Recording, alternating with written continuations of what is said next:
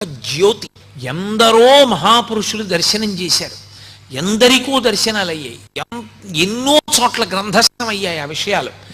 సప్తర్షులు కూడా జ్యోతుల యొక్క స్వరూపాలతో వచ్చి అరుణాచల పర్వతంలోకి వెళ్ళి పరమేశ్వరుణ్ణి సేవించి మళ్ళీ ఆకాశంలోకి జ్యోతుల రూపంలో వెళ్ళి సప్తర్షి మండల ప్రవేశం చేస్తుంటే దర్శనం చేసిన వాళ్ళు ఎందరో ఉన్నారు. ఇప్పటికీ అరుణాచల పర్వతం మధ్యలో ఉన్నది ఆ గుహ అంటారు, దానికే సొరంగ మార్గం ఉంది అని చెప్పేవారు రమణులు. అరుణాచల క్షేత్రంలో శివాలయాన్ని పునర్నిర్మాణం చేస్తున్నప్పుడు కుంభాభిషేక సమయంలో సొరంగం బయటపడింది. ఆ సొరంగం చిన్నగా అరుణాచల పర్వతం లోపల ఉన్న గుహ దగ్గరికి వెడుతుంది అంటారు.